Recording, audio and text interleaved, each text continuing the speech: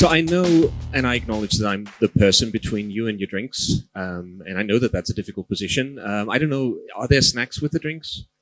Because if there are, there might be the person between you and your hummus, which in this country is probably even worse, right?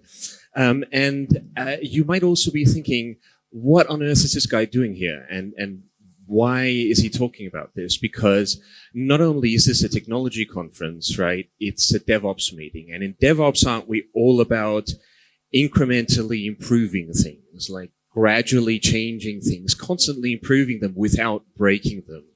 And where's the room for the creativity in that, right? And I'll forgive you for thinking that, because there are two very common misconceptions about creativity. In the meanwhile, we have this up here. You're welcome to follow along if you want to scan this QR code. What I meant to say was there's these two big misconceptions about creativity. They're very common, but they're both very, very wrong. One of them is that creativity is somehow the domain of the arts, that it happens in art, music, drama, dance, poetry, fiction, but not elsewhere. And the other misconception is that creativity happens in big leaps, you know, like Mozart writing a new symphony or Zaha Hadid designing a new building or something like that. And both of those things could not be further from the truth, really, because there's a very simple definition of creativity, and that is the process of having original ideas that have value. And that's not my own definition. That's a definition that comes from Sir Ken Robinson, who was one of the most eminent education reform advocates in the UK and US in the last 20 to 30 years or so. And it's obvious that if we're using this definition, then it's very broadly applicable, and it's broadly applicable beyond the arts because, of course, problem solving, optimization, innovation, all those require creativity, don't they? And almost everything benefits from creativity, as we'll see in a moment. And Sir Ken, who I mentioned, frequently made the case that schools or education in general doesn't really do enough for creativity. And he always championed the value of creativity in education. And he was always happy to point out that he didn't do this out of a kind of hippie, touchy-feely, let's all be musicians, let's all be artists kind of approach, but rather out of economic necessity. When we think about what the purpose of an education is, then I think most people would agree that one central purpose of an education is to turn children into functional, valuable members of society. So what we would typically call a functional adults, right?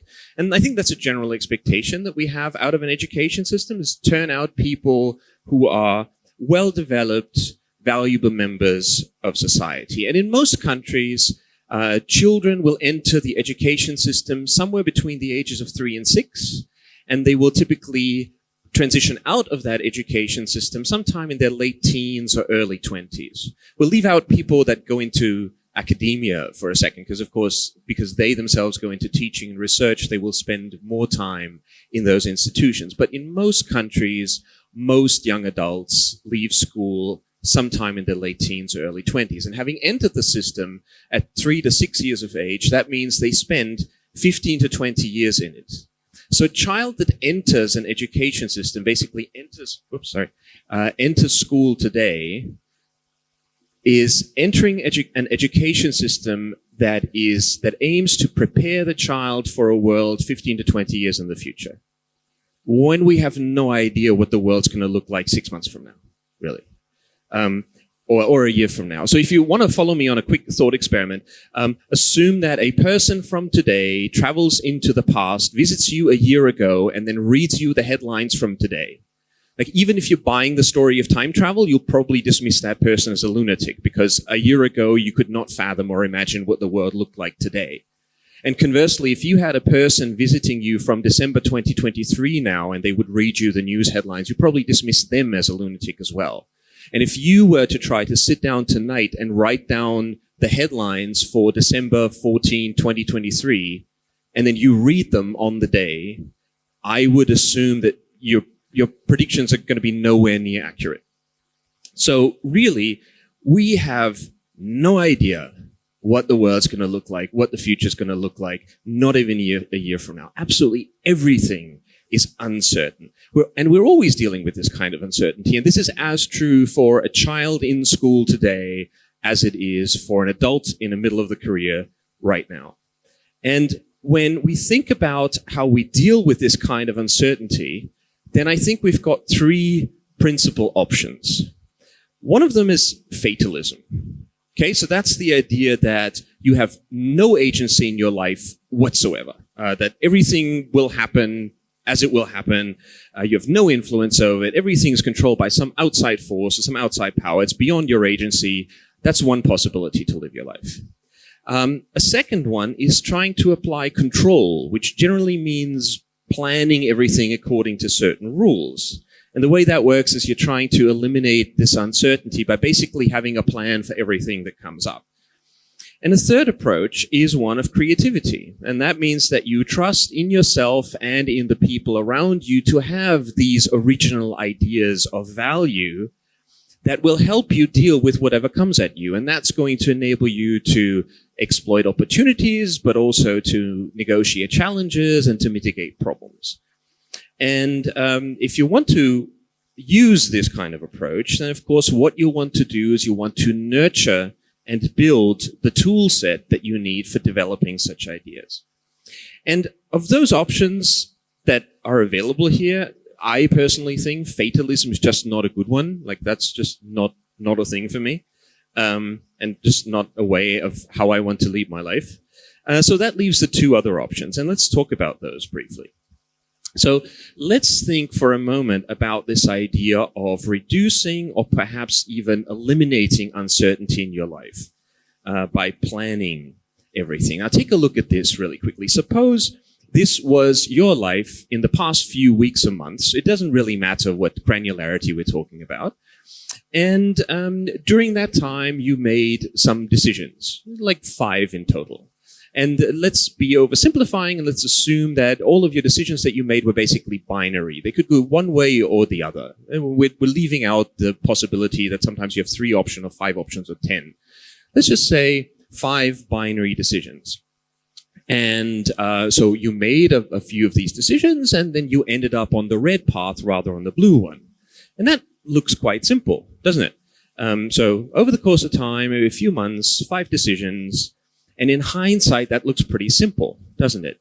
And you may be tempted to think that, okay, well, we could have planned the whole thing out. It's only 5 binary decisions. What's so unmanageable about that?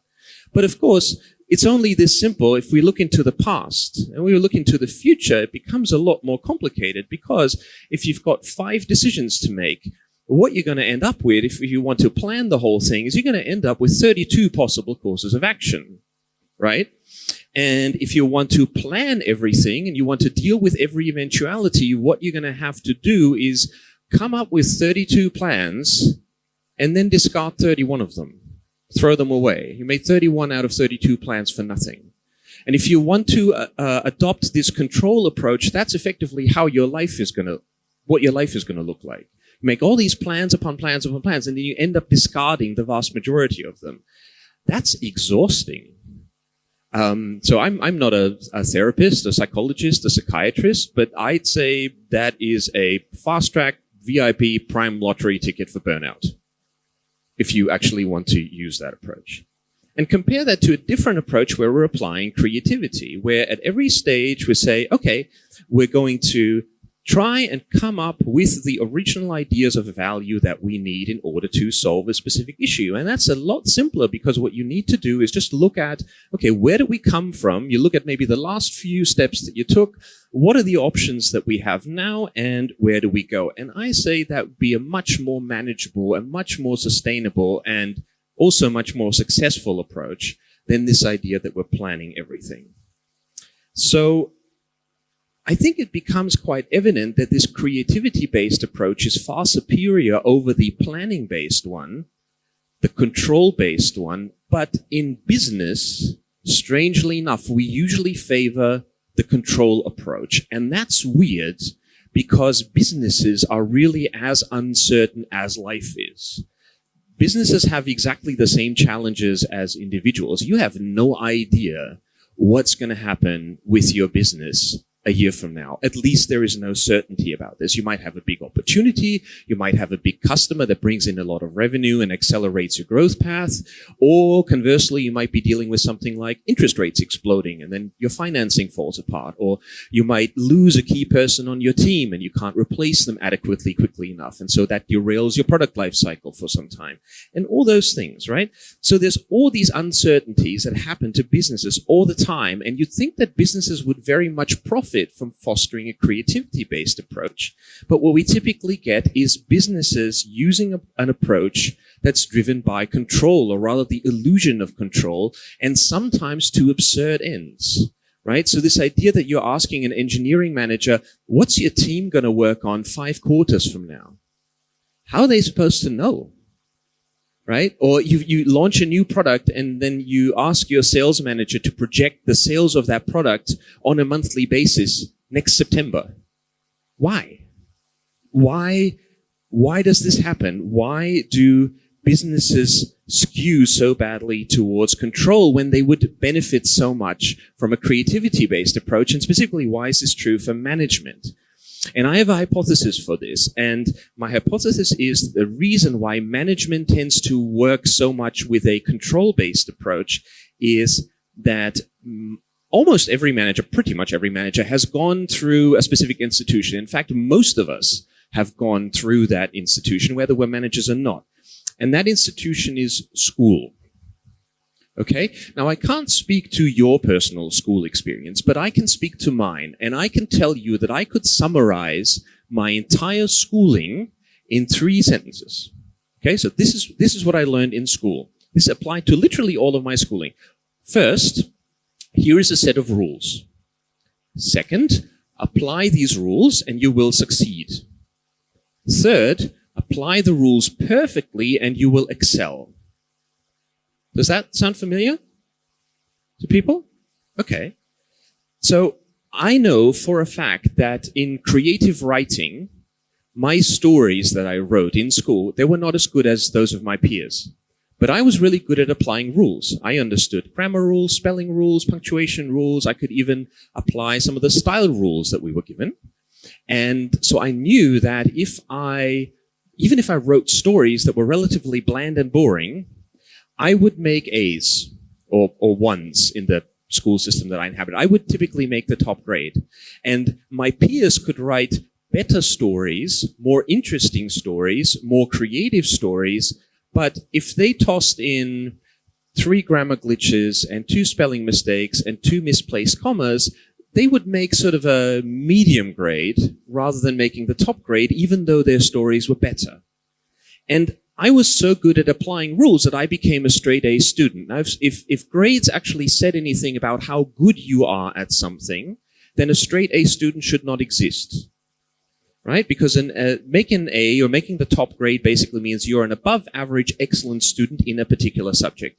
And it's fundamentally impossible for a child, like I was, to be above average excellent in every subject that the child takes. You know, history, natural sciences, maths, languages, art, shop, sports. You'd have to be above average excellent in all of them to be a straight A student.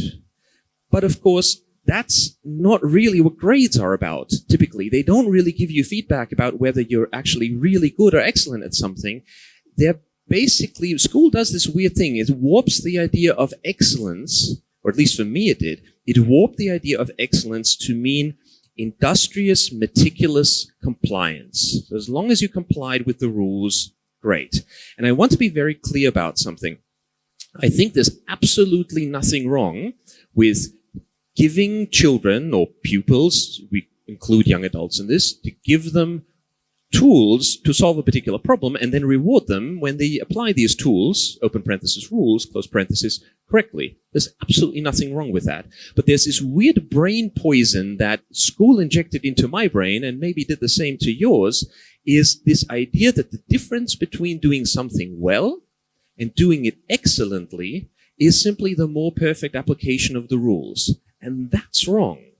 That just isn't true. The idea between doing something well and doing something excellently is that the excellent thing typically either follows the rules very precisely and then adds a creative, personal, original touch on top of that, or it bends the rules or dispenses with the rules altogether and something great still emerges. And I'd argue, for example, that something that illustrates the former kind would be a fugue by Johann Sebastian Bach, and the latter kind would be why we consider that music great, and the latter kind would be why we consider the music of Jimi Hendrix or Freddie Mercury great. Right? The former is why you find the architectural studies of Leonardo da Vinci great, and the other one is why you find an Oscar Niemeyer or Zaha Hadid building great. But in school, what we're being taught, or at least what I was taught, is all that you need to do is apply the rules more perfectly, and that pushes you from being good to being excellent. And this is one of the things that I would propose as an explanation for why managers love rule books so much, and by extension, the idea of, or the concept of management fads, KPI, OKR, NPS, SRE, the whole alphabet soup there. Those are essentially all rule books that people seek to apply, and typically managers love rule books, and directors, that is people who hire managers, tend to love managers who love rule books. Because there's always this idea, if you have a rule book and you apply it really well, then you will succeed. And if you apply it perfectly, then you'll excel. So as an example, say Scrum isn't working in our engineering organization. Okay. What we therefore have to do is to apply the rules of Scrum more diligently, and then we will excel. Hell no. Scrum bag. Don't work that way. Right? The fact that Scrum is failing in your organization may not mean that you're not applying the rules of Scrum diligently enough. It might mean that the rules are shit. And applying them more diligently might make the problem worse, not better. There's this weird idea in so many people's heads that just because you are applying a rule set really well, excellence will emerge. And that's really weird. And of course, this kind of brain poison also tends to extend to the people who devise the rule books in the first place, and not with any kind of bad intentions, I hasten to add. Because obviously, writing these rule books doesn't work like how we discover a new law of nature, like we do, for example, in experimental physics, right? In experimental physics, you come from a certain theory, and then you formulate a hypothesis, and then you design an experiment to disprove that hypothesis, and then you run the experiment, and if it actually disproves your hypothesis, then the experiment is a success, because you can now discard this hypothesis and move on to the next one and to the next experiment. But of course, in business, it doesn't work that way because we don't have that option of having an experimental setup like that. You can't, for example, run a critical project with a novel project management method and then say, "Oh, great, we failed. We've run the company into the ground. We've bankrupted 2 suppliers, and 100 people need to find new jobs. But now we can start the next thing." Right? It doesn't really tend to work that way because that's kind of incompatible with how our economy works. And it's also quite unethical if people's livelihoods are at stake, I would venture. So I'd argue that what tends to happen really is a certain group of people does things a certain way, and then they spectacularly succeed at some endeavor. Okay, great. And then somebody writes down the things that from their perspective they did in order to succeed. But in fact, the only thing that they've really observed is correlation. So they did things a certain way, and they succeeded.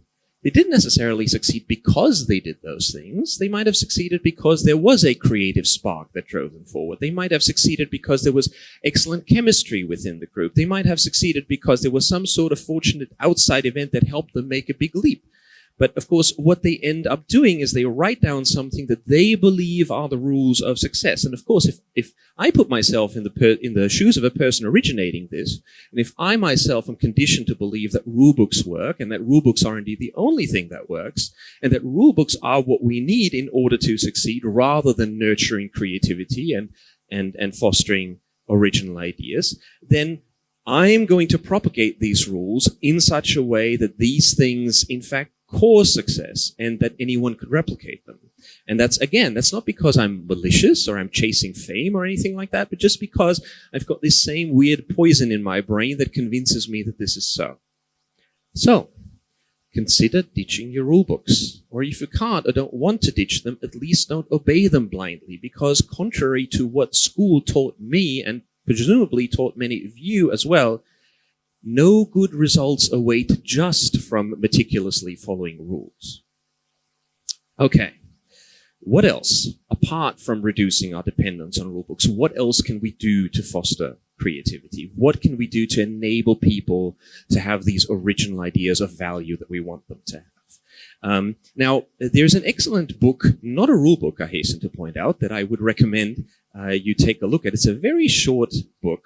It's written by John Cleese, about whom, by the way, you are free to think whatever else you like. But he's written this very helpful book called Creativity, a Short and Cheerful Guide. And in it, Cleese asserts that the ability to let your mind wander and therefore become open to developing new ideas, that is essential to the creative process. He calls this mental play.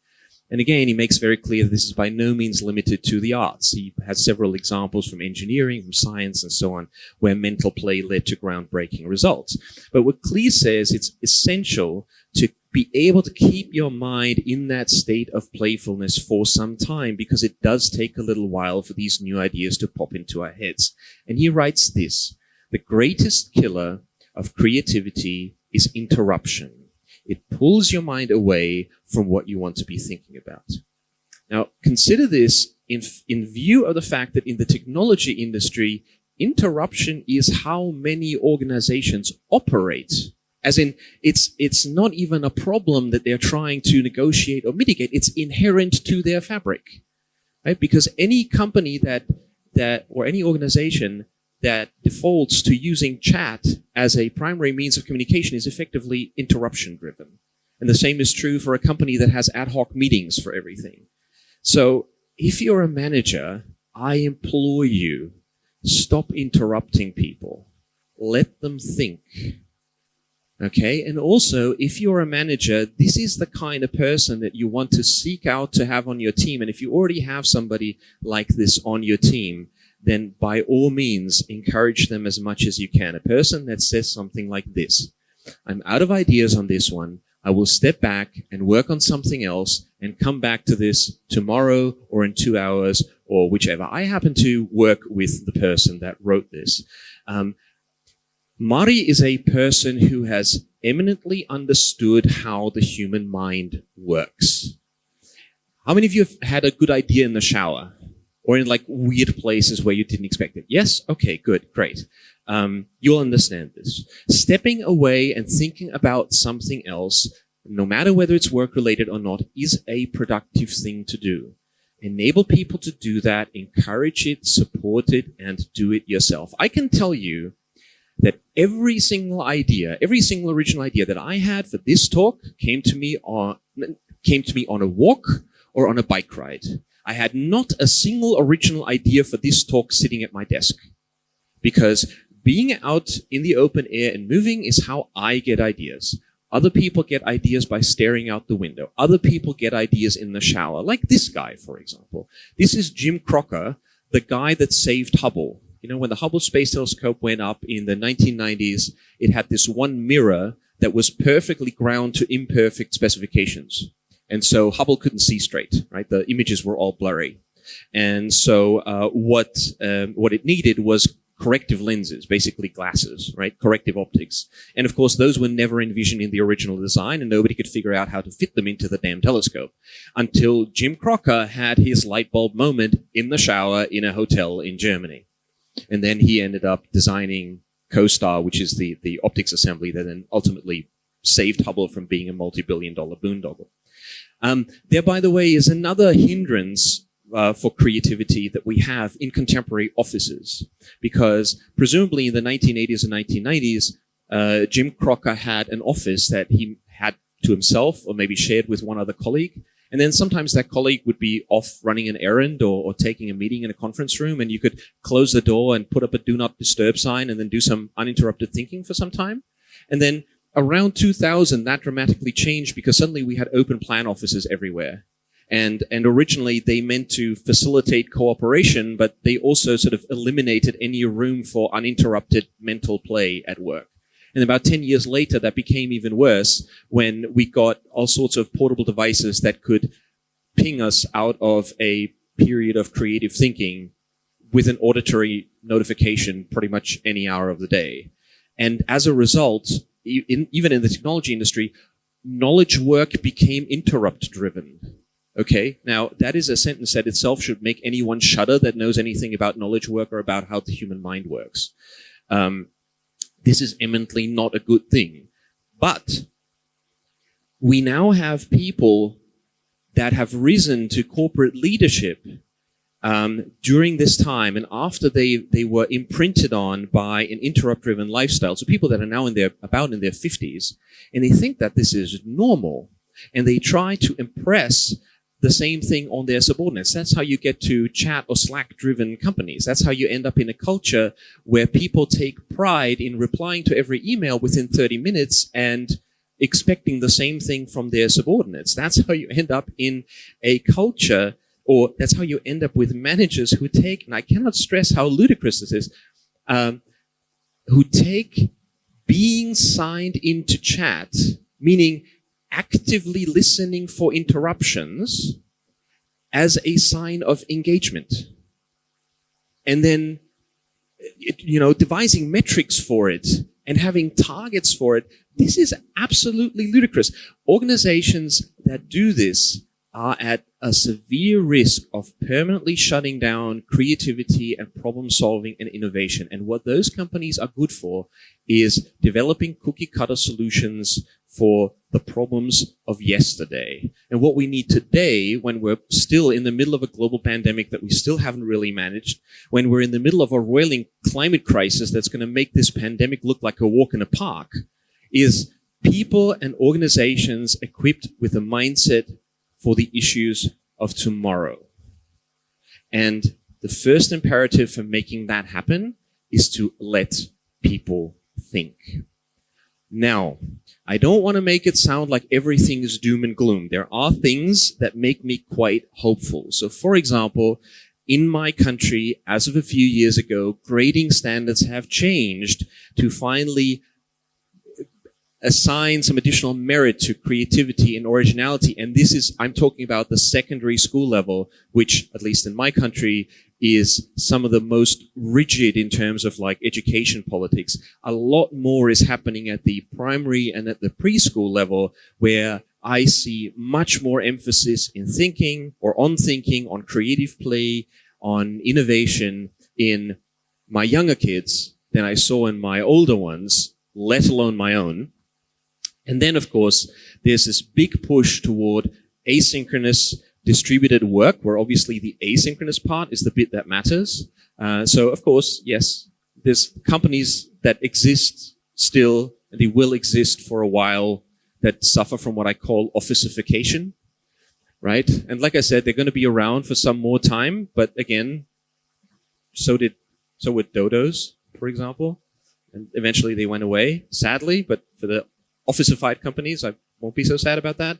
But there's this ever-increasing share of humanity that's beginning to understand what it's like when you're no longer shackled to 17 Slack channels that you need to constantly monitor, when you can take a walk in the middle of the day because you know it's okay to push something off for a little bit and then clear your head and come back with an actual idea. And when instead of, spending an hour in a meeting, you can spend 5 minutes on reading a decently written memo and then use the other 55 minutes for thinking.